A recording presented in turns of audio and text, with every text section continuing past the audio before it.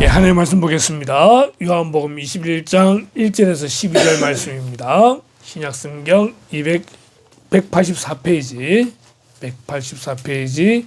요한복음 21장 1절에서 12절 말씀입니다.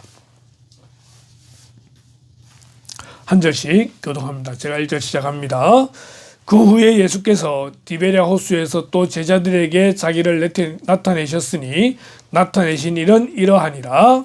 시몬 베드로와 디두모라 하는 도마와 갈릴리 가나 사람 나다나엘과 세베대의 아들들과 또 다른 제자 둘이 함께 있더니 시몬 베드로가 나는 물고기 잡으러 가노라 하니 그들이 우리도 함께 가겠다 하고 나가서 배에 올랐으나 그날 밤에 아무것도 잡지 못하였더니 날이 새어갈 때에 예수께서 바닷가에 서셨으나 제자들이 예수이신 줄 알지 못하는지라.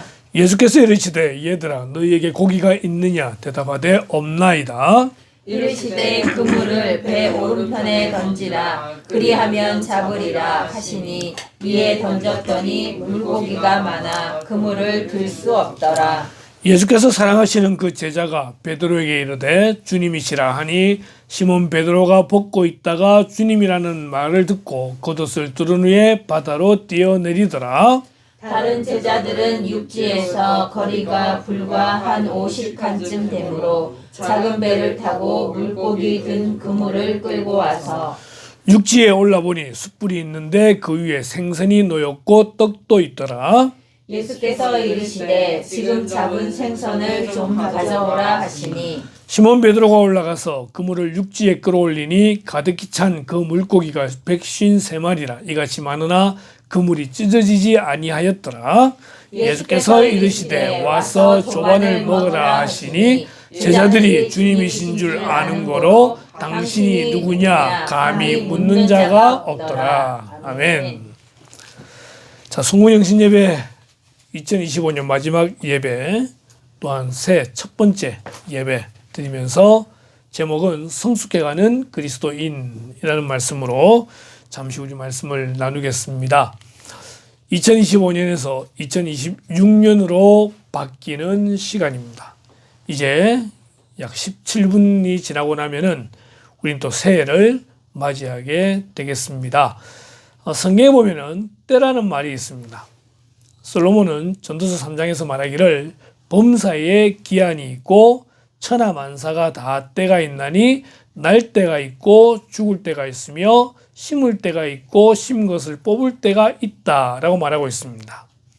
자, 천하만사가 다 때가 있다고 말을 합니다. 날 때가 있고요. 죽을 때가 있겠죠. 또 심을 때가 있으면 반드시 심은 것을 거두거나 뽑을 때가 있을 것입니다. 오늘 솔로몬은 이 내용을 통해서 몇 가지의 교훈을 주고자 하는데 가장 중요한 것은 이 때라는 것은 하나님께 달려있다라는 것을 말해주고 있습니다. 사람은 그 때가 있습니다. 그러나 하나님은 영원하신 분이시기 때문에 하나님의 때와 사람의 때는 분명히 다릅니다. 그리고 하나님은 우리 모든 삶에 대해서 그 때를 분명히 계획하고 계시고 어떤 계획을 가지고 계신다라고 그리고 우리는 볼 수가 있는 것이죠. 자, 때와 때 사이에는 무엇이 있을까라고 할 때에 과정이 있습니다. 태어날 때가 있습니다. 그리고 죽을 때가 있습니다. 빨리 죽는 경우도 있기도 하겠고 또 늦게 아주 오래도록 살다가 죽는 경우도 있기도 하겠죠. 오늘 하루만 하더라도 우리는 수많은 사람들의 죽음에 대한 이야기를 듣게 됩니다. 또 죽을 뻔 했던 사람이 다시 살아난다는 이야기도 듣게 됩니다. 예를 든다면은 영화배우 안성기 씨가 어제 뭘 먹다가 목에 걸려서 혼절해가지고 심정지 상태로 병원에 갔다가 이제 거기서 여러 가지의 조치를 취한 다음에 생명은 돌아왔다고 합니다. 그런데 의식은 없는 상태로 중환자실에 있다고 해요. 그런 사람이 있는가 하면은 한국의 K-뷰티라고 해가지고 1세대 유튜브를 통해서 한국의 뷰티를 알렸던 그런 여자분이 계신데 이제 이분이 그걸 그만두고 공부하고 이렇게 했었는데 오늘 무슨 이유인지 모르겠지만 죽었다는 얘기를 듣게 됩니다. 나이가 29살이라고 합니다. 우리는 여러 가지의 다양한 그런 죽음들을 경험하게 되는데 그 모든 사람의 때는 하나님께서 주관하신다는 것입니다. 자, 빨리 죽든 늦게 죽든 그 중간에는 분명히 과정이 있습니다. 씨앗을 심었을 때 그리고 거둘 때까지는 그 과정이 있다라고 하는 것입니다. 우리가 한 해를 지날 때도 마찬가지로 한 해를 시작할 때가 있고 마칠 때가 있다고 한다면은 우린 그 1년을 지나오는 과정이 있다고 하는 것입니다. 그림으로 보면 이런 그림이 될 수 있기도 하겠습니다. 출발이 되었으면은 목표 표대가 있습니다. 그때까지 걸어가는 그 과정, 뛰어가는 과정, 우린 이것을 돌아보면서 또 다음의 때를 준비하는 그런 지혜로운 성도가 되어져야 할 것입니다. 그리고 이 과정 속에서 우리는 때로는 성장하고 성숙한 그런 그리스도인이 되어져야 될 책임을 가지고 있다는 것입니다. 우리의 믿음 생활의 연수가 1년이요 또는 2년이요 또는 10년이요 20년이요 라고 하는 세월이 지나가게 될 때에 그냥 한 해 한 해 지나가는 것이 아니라 우린 그 한 해 동안에 분명한 영적으로 성숙한 신앙의 그리스도인이 되어져야 되더라는 것입니다. 오늘 본문을 보게 되면 요한복음 21장을 읽었는데 이 요한복음 21장은 누가복음 5장과 굉장히 비슷하게 닮아 있습니다. 그래서 이 두 개를 비교하면서 어떤 성장이 필요하며 어떤 성숙이 있는지를 우리는 한번 이야기하려고 하는데요. 자, 첫 번째 같은 상황입니다. 누가복음 5장은 예수님께서 제자들을 처음 부르실 때의 장면입니다. 그 처음 부르실 때에 예수님께서 갈릴리 바닷가에서 그냥 한 배에 오르셔가지고 그 바다에 모인 사람들에게 강론을 하시게 되는데 그때 탔던 배가 베드로의 배라는 거죠. 그래서 조금 띄우고 난 다음에 이제 이야기를 하시게 되는 겁니다. 그들은 고기를 하나도 못 잡았던 그런 사람들이죠. 보십시오. 시몬이 대답하여 이르되 선생님 우리들이 밤이 새도록 수고하였을 때 잡은 것이 없지만은 이때 당시 베드로의 나이가 약 40세라고 이야기합니다. 40년 동안 갈릴리 바닷가에서 고기를 잡는 어부로 살았는데 밤이 새도록 수고했는데 한 마리도 못 잡았다라고 고백을 합니다. 오늘 읽은 본문에 요한복음 21장에 보니까 이 장면은 예수님께서 십자가에 죽으시고 난 다음에 베드로를 위시한 제자들이 이제는 숨어 지내는 도망가는 그런 모습으로 다시 갈릴리에 왔을 때의 모습입니다. 그들이 이제 물고기를 잡으러 다시 바닷가에 나갔음에도 불구하고 고백합니다. 그날 밤에 아무것도 잡지 못하였더니 3년 전에 예수님 공생애 처음 시작할 때 제자들을 세우려고 할 때 그때 베드로는 고기를 한 마리도 못 잡았다고 고백을 했는데 3년 지나서도 동일한 상황에 놓이게 됩니다. 그리고 이들을 향해 예수님이 같은 말씀하시게 됩니다. 누가복음에 말씀을 마치시고 시몬에게 이르시되 깊은 데로 가서 그물을 내려 고기를 잡으라. 아침인데 그리고 목수인데 30년 동안 목수였던 예수님이 40년 동안 어부였던 베드로에게 지금 낮에 이 시간에는 고기가 얕은 데 있는 그런 상황인데 깊은 데로 가서 그물을 내려 고기를 잡으라 라고 말씀하십니다. 전혀 상황에 맞지 않는 말씀입니다. 요한복음 21장에 보니까요. 이르시되 그물을 배 오른편에 던지라 그리하면 잡으리라 동일하게 말씀하시는 겁니다. 그런데 그 다음 같은 듯 다른 순종입니다. 누가복음 5장 5절에 보니까요. 선생님 우리들이 밤새도록 수고하였을 때 잡은 것이 없지만은 말씀에 의지하여 내가 그물을 내리리이다 라고 하면서 말씀에 순종하는 것처럼 보이죠. 그런데 여기는 베드로의 자존심이 있습니다. 내가 그래도 40년 동안 어부였는데 30년 동안 목수인 당신보다 내가 그래도 고기를 잘 잡지 않겠느냐. 근데 당신이 내리라고 하니까 내려보겠다는 거죠. 한 마리도 안 잡히기만 해봐라 이런 마음입니다. 말씀에 의지하여 내가 그물을 내리리이다. 그런데 그 앞에 뭐죠? 밤새도록 한 마리도 못 잡았는데 나는 못 잡았는데 던지라고 하니까 던져보겠다 이거예요. 근데 요한복음 21장에 보니까 이렇게 돼 있죠. 그물을 배 오른편에 던지라 그리하면 잡으리라 하시니 이에 던졌더니 중간에 군더더기가 없습니다. 던져라.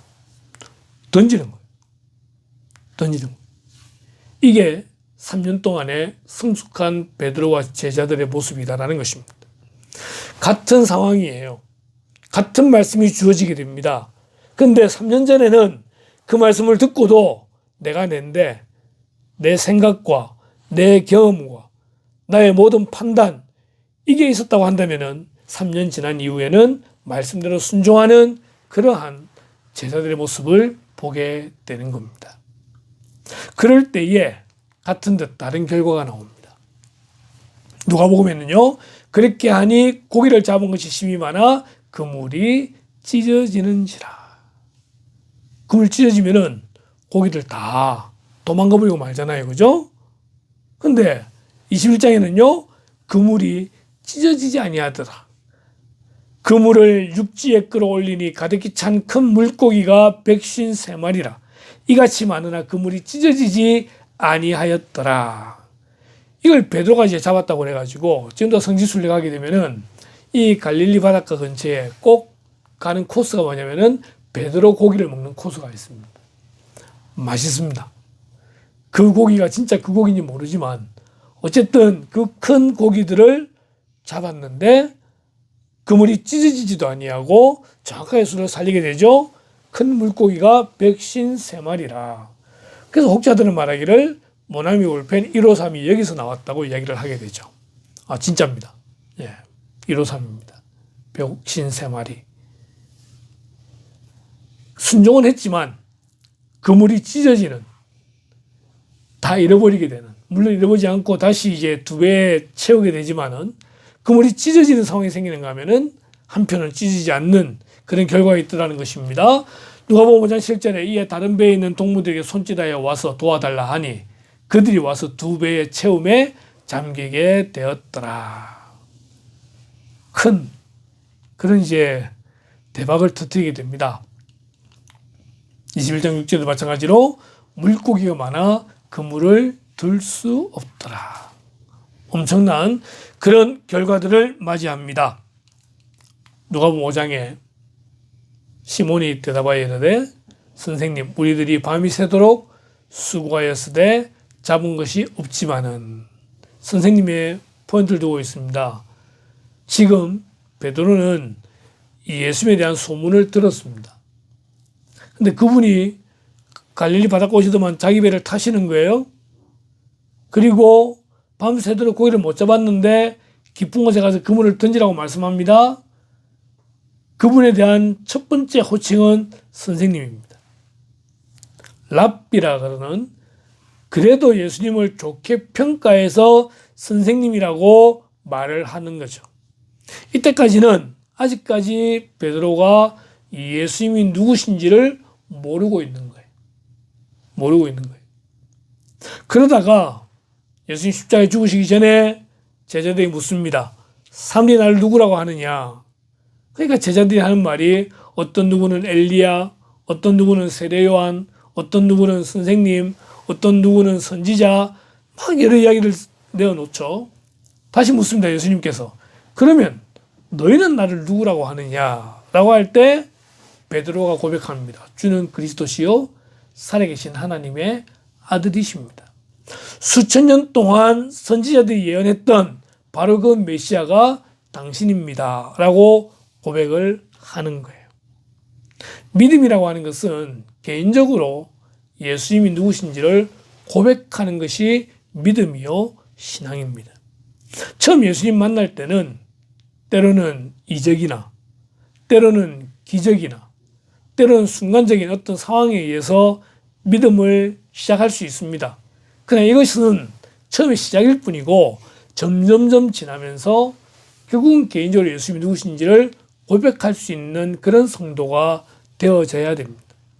그러니까 주일날 교회만 왔다 갔다 하는 흔히 말하는 처치맨이 아니라 참으로 예수 그리스도를 나의 구주라고 고백하고 나의 주님이라고 고백하는 그런 믿음의 고백이 있는 그런 신앙으로 우리가 성숙해야 되고 성장해야 된다는 것입니다. 요한복음 21장 12절에 보니까요. 예수께서 이르시되 와서 조반을 먹으라 하시니 제자들이 주님이신 줄 아는 거로. 처음엔 그냥 선생님이었지만 이제는 주님이라고 그들은 알았다라고 말을 하는 것입니다. 우리의 믿음이 자라갈 수 있게 되길 바라고 항상 우리가 주님에 대한 고백이 있는 저 여러분들에게 주님의 이름으로 축원합니다. 아멘. 성숙의 목표가 있습니다. 첫 번째는요. 우리가 다 하나님의 아들을 믿는 것과 아는 일에 쭉 등장하게 되는데 바로 하나님의 아들, 이분이 우리의 믿음의 가장 중요한 분임을 기억해야 됩니다. 우리는 해가 갈수록 예수님을 깊이 있게 알아가는 성도가 되어져야 됩니다. 예수님이 주인공이에요. 우리의 삶의 주인공이 누구냐? 예수 그리스도입니다. 예수님이 누구신지를 우리는 믿어야 되고 알아야 되는 거죠. 우리의 삶의 중심에 예수님이 계심을 기억하셔야 됩니다. 흔히 말하는 기쁠 때든지 슬플 때든지 좋을 때든지 나쁠 때든지 형통할 때든지 때로는 불통할 때라 하더라도 우리 모든 삶의 중심에 누가 계셔야 되느냐? 예수 그리스도입니다. 내 마음의 중심에 예수 그리스도, 내 삶의 중심에 오직 예수 그리스도가 계시는 그런 삶을 살 때에 우린 그리스도인이다라고 말하게 되는 거죠. 그리스도인 자체가 크리스찬이잖아요. 예수님께 붙들려 있는 삶이에요. 우리가 성숙한다는 말은 뭐냐면은 나의 좀 더 많은 부분이 예수님을 향하여 결국은 나의 모든 것이 예수님께 붙들려 있는 그런 삶이 될 때 이것은 우리 신앙의 성숙이라고 말하게 되는 것입니다. 이 하나님의 아들을 믿는 것과 아는 일에 하나가 되어야 된다라고 말하고 있습니다. 여러분, 믿음과 아는 것은 조금은 다른 부분이 가능합니다. 믿음이라는 것은 우리의 마음에 대한 부분이에요. 내가 믿는 거잖아요. 믿음이라는 것은 때로는 뭐라고 말을 할까요? 너무 구체적이지 않고 실체적이지 않지만은 우리의 마음속으로 믿는 그게 믿음인 거예요. 때로는 맹목적일 때도 있기도 하겠지만 믿음이라고 하는 것은 우리는 성경적으로 풀이할 때에 하나님께서 우리에게 주시는 선물이에요. 이거는 아는 걸로 설명되는 게 아니에요. 내가 어떻게 믿었느냐? 설명이 안 돼요. 그런데 하나님이 나에게 믿음을 주셔서 예수님께서 나의 구원자이심을, 그분이 나를 위해 십자가에 죽으셨고 그분을 믿음으로 구원받는 사실을 알게 하고 믿게 해주시는 그 선물이라는 겁니다. 아는 것은 성경을 통해 아는 거예요. 성경을 통해 아는 거예요. 믿음이 성령이 주시고 하나님이 주시는 선물이라고 한다면은 아는 것은 이제 우리가 하나님의 말씀을 읽고 듣고 연구하는 가운데에 우리가 알아가는 거예요. 이 두 개가 일치한다는 거예요. 우리의 믿음만 가지고는 안 됩니다. 물론 믿음으로 구원받지만 무엇을 믿는지를 알아야 되잖아요. 그래서 하나님 말씀을 보게 되는 거예요. 말씀을 통해 우리는 이 말씀의 주인공이 예수 그리스도이심을 다시 한번 깨닫고 내 믿음이 정확하고 바르다는 것을 깨달아 알아야 된다는 거예요. 결국 성숙의 목표라는 것은요, 우리의 믿음이 자라가야 되는 것이고 말씀을 알아가는 그런 성도가 되어져야 되는 것입니다. 그래서 말씀은 공부해야 되고 말씀은 훈련되어져야 됩니다. 그렇게 해서 우리를 온전한 사람에게까지 이르게 하시는 거죠. 하나님이 완전하신 분이십니다. 하나님이 온전하신 분이십니다. 그래서 그분은 우리도 온전하기를 원하고 계십니다. 우리의 신앙 성숙의 목표가 어디까지냐? 하나님의 완전까지 우리가 이룰 수 있어야 되는 거죠. 실수가 많아요. 실수가 많고 날마다 실수하죠. 말로도 실수하고 행동으로도 실수하고 하지 말아야 될 그런 어떤 행태들이 참 많습니다. 우리는 인간이기 때문에 불완전해요. 이게 점점점 자라가야 되잖아요. 오늘 양갱이가 왔는데 양갱이가 훈련 안 시킨다 그러는데 훈련 안 시키다 보면은 나중에 어떤 결과가 생길지 모르겠지만 할 수 있는 조금 훈련시켜가지고 점점점 나아지는, 꼭 비유가 개가 돼서 죄송합니다만 우리의 신앙이라고 하는 것이 점점점 훈련되어져서 하나님의 온전하심까지 닮아가야 된다는 거예요. 그게 어디까지냐? 그리스도의 장성한 분량이 충만한 데까지다. 참된 성숙의 목표치는요, 그리스도의 장성한 분량까지입니다. 이것은 절대적인 기준입니다. 다른 사람과 비교해서 내가 저 사람보다 조금 더 낫다, 이렇게 비교하는 게 목표가 아니라는 것입니다. 교회 내에서 내가 좀 더 성경을 저 사람보다 많이 보고, 내가 저 사람보다 좀 더 기도를 많이 하고, 내가 저 사람보다 좀 더 신앙이 더 많은 것처럼 좋은 것처럼 보이는, 이게 목표가 아니라 절대적인 표준으로 예수 그리스도의 장성한 분량까지 달려가는 것이 우리의 목표가 되어져야 된다는 거예요. 여러분, 다른 사람과 비교하게 되면은 우리 마음속에는 둘 중에 하나가 생기게 됩니다. 하나는요, 우월한 교만감이 생기게 됩니다. 내가 저 사람보다 좀 낫다? 우월해져서 교만하게 돼요. 두 번째로는 내가 저 사람 좀 못하다 하면은 열등감에 빠지게 됩니다. 결국 비교하는 것은요, 우리의 마음에 어떤 도움도 주지 않습니다. 절대적인 표준인 예수 그리스도의 장성한 분량까지 자라가는, 우리가 그런 목표를 두고 출발해야 된다는 것입니다. 2026년 12시 2분입니다. 우리는 2026년 시작하면서 우리 마음 가운데에 내가 그리스도의 장성한 분량까지 닮아가겠노라, 거기까지 내가 닿겠노라 라는 목표를 우리가 가지고 출발해 볼 수 있게 되기를 바랍니다. 예수님처럼 말씀과 기도에 있어서, 삶에 있어서 우리가 목표를 정해보자는 것이죠. 성숙을 위해서 필요한 것이 무엇입니까? 첫 번째는요, 연결되고 결합된다는 것을 기억하시길 바랍니다. 혼자서 성공할 수 있는 독불장군은 없습니다.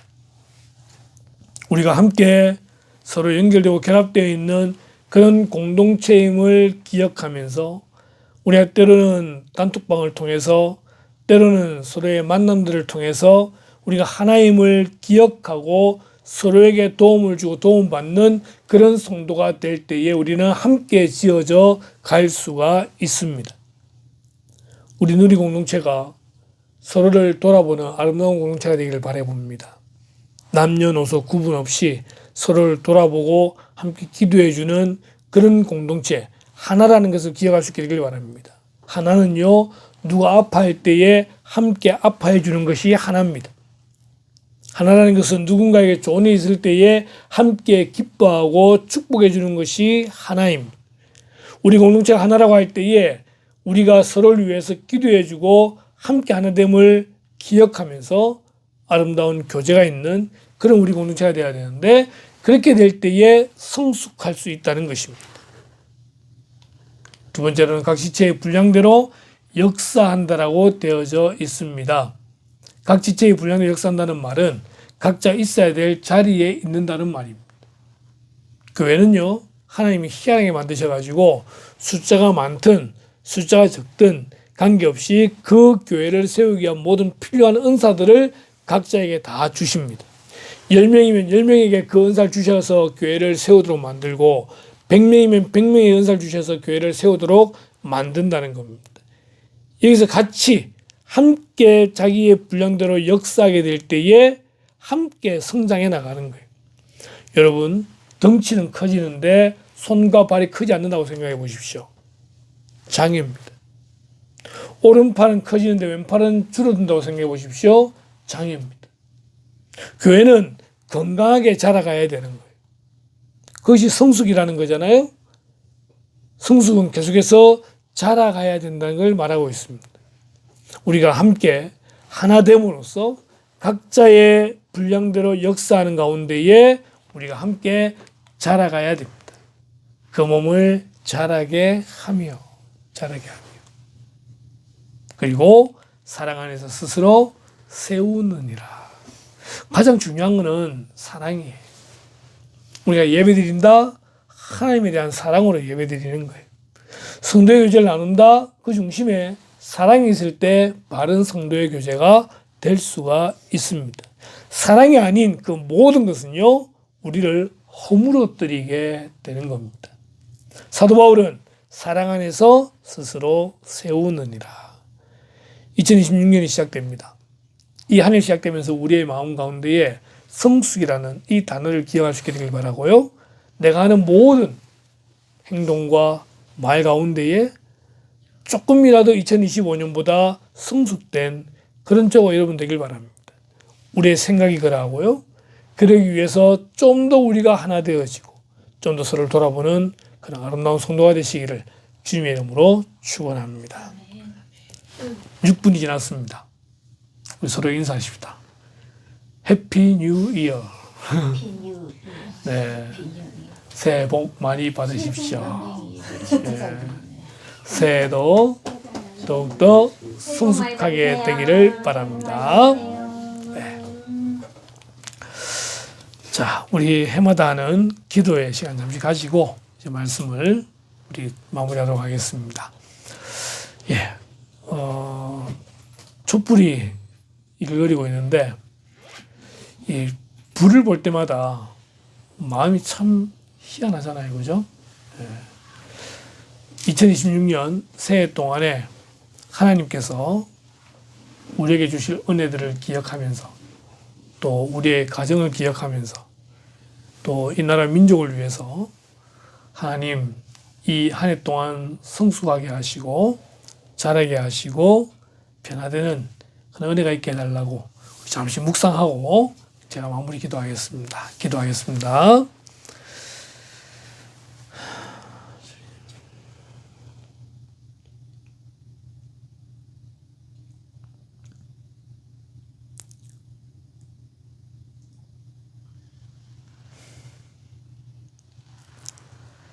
하나님, 2026년도가 시작이 되었습니다. 말씀을 대할 때에 우리 자신들을 돌아보는 시간이 되기를 원하고 예수님의 제자들이 3년 전 예수님을 처음 만났을 때와 3년 후 부활하신 주님 만났을 때에 그들의 변화된 모습들을 우리도 생각하면서 주님 2025년보다 조금 더 성장하고 조금 더 성숙한 그런 한 해가 될 수 있도록 도와주시기를 소원합니다. 우리의 마음이 항상 말씀에 있기를 원하고 우리의 마음이 항상 하나님께 있기를 원합니다.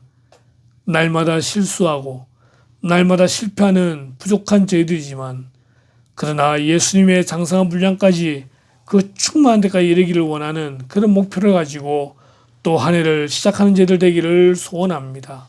주님 도와주시옵소서.